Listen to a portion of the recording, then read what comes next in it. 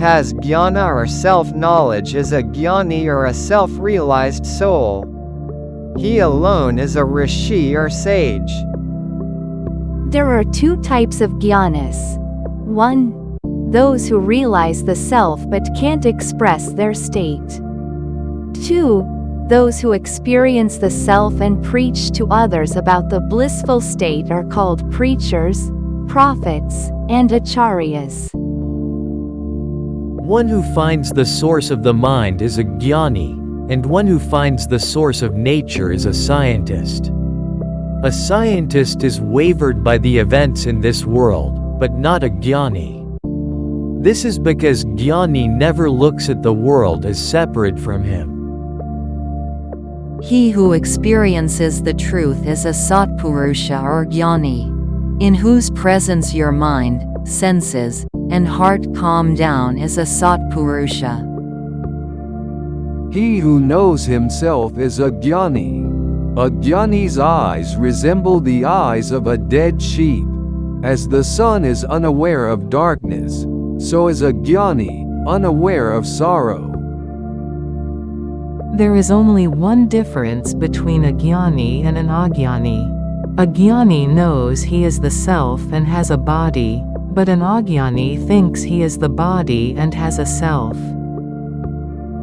Our likes and dislikes are the root cause of our sorrow, and the one who transcends them is a jnani. The body of a jnani is a temple. God takes up the burden of protecting jnani's body. We effortlessly experience a sweet fragrance when we are near jasmine flowers. Similarly, we effortlessly experience peace and bliss in the presence of a jnani. By merely visiting a jnani, we develop an attitude of attaining good thinking and reforming ourselves. Three important sages, Buddha, Shankara, and Ramana, preached the path of jnana in this modern era. A person treading the path of jnana doesn't own any object in this world. But a person treading the path of karma owns every object in this world. Only the one who transcends death and desire can become jnani. He becomes jnani, who sacrifices himself for the sake of self. Every king cannot become a jnani, but people become prosperous when jnani becomes the king. That is why we still discuss the Rama Rajam to this day. Jnani has no work in this world or other worlds, but work gets carried on through him. Jnani has nothing to do, but things happen through him. Jnani has come into this world only to lead society towards equanimity. It is jnani alone who can love this world. This world can be loved only by those whose heart is filled with peace forever and not by those who always burn in the fire of ego. Jnani's sight is that of Shiva or self, and ajnani's is that of Shava or corpse. Jnani is an embodiment of silence. But as we do not understand the silence, jnani, out of grace, preaches us through words. Jnani does not need to think of helping this world. The mere sustenance of his body benefits the world immensely. Jnani does not even feel that the world benefits from him. If he thinks so, how can he become a jnani? The kalpavriksha or wish-fulfilling tree and kamadhenu grant us whatever we desire and nothing more. But the presence of a holy man grants us much more than what we want or even that which we did not desire. The benefit of visiting a holy man is much more than the benefit derived from your pilgrimages, rituals, or yagnas. All noble-hearted people are liberated when an incarnation or jnani takes birth on this earth. This is because their hearts are always pure and straightforward. But worldly people are always bent aside with impurity. Therefore, they can never accept the glory of the holy people.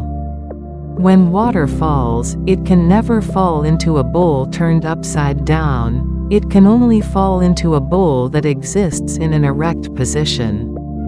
The worldly people resemble the bowls turned upside down. A jnani is beyond the three states of wake, dream, and sleep. Do you require any evidence to identify yourselves to be so and so? No. Similarly, jnani doesn't need evidence to identify himself with the self. A jnani identifies himself with the self, as naturally as an ajnani identifies himself with the body. Jnani doesn't depend upon worldly objects for his happiness. A devotee's mind merges with God.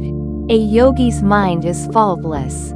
But a jnani's mind can be considered dead. The body's death cannot be termed death. Only the death of the tendencies is the actual death. The one who cannot die cannot love. The one who cannot love cannot become a jnani. He who serves, surrenders, and worships the jnani enters the higher worlds after death. Moreover, his past tendencies will perish away. It is a sin to differentiate between jnani and God. Jnani is also aware of our journey after the death. The glory of jnani is revealed only in his face and not in any books. Tears roll down from our eyes whenever our stomach or leg aches. Similarly, the heart of a holy man experiences sorrow when looking at any hardship in society. Without God's grace, none can ever become jnani. A jnani's activities occur as per his destiny, but the jnani is never disturbed by the gains or losses arising from the fruits of his activities. The happiness derived from bodily comforts is meager compared to the infinite bliss of the self that jnani experiences. A performer of miracles need not be a jnani. Only the one possessing equanimity and love can become a jnani. He is not a jnani who brings back a corpse alive, but a jnani is the one who lives like a corpse. He becomes a yogi who leads a moderate life. One does not become jnani by giving up food or growing long hair. An extroverted person can never become jnani. Only an introverted person can. A jnani looks upon an atheist also as God. He is a jnani who experiences the bliss of deep sleep in the waking state. Many jnanis were born in this world, but no two jnanis trod the same path to self-realization. The abodes of jnanis in the past have now become places of pilgrimage. Merit, the fruit of good deeds, or demerit, the fruit of sins, is brought only by the body, mind, or words. He becomes jnani, who dedicates his body, mind, and words to God. You toil hard to earn money, likewise, work hard to earn devotion. Bhakti, or love for God, is a Ganga. The salt, namely ego, melts in this Ganga. There is no mukti or liberation for those lacking bhakti. When we laugh, even the jnani laughs. When we weep, even the jnani weeps. Jnani's actions resemble those of a newborn child.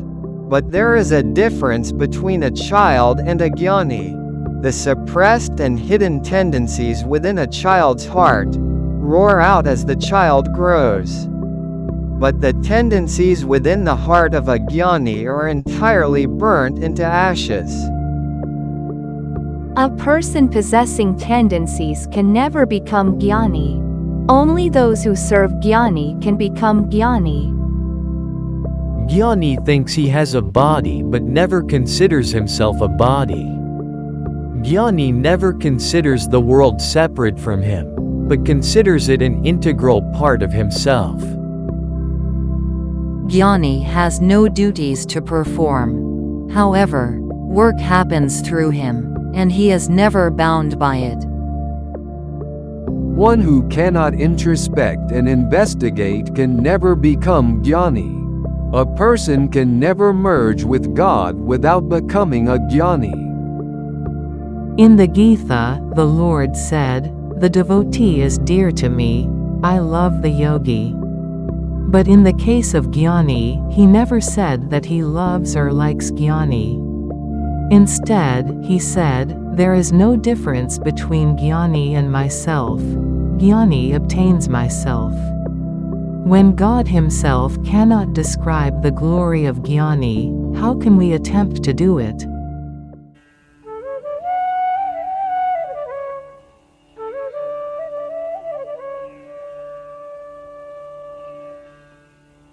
नित्यशुद्धविमुक्तोऽहम्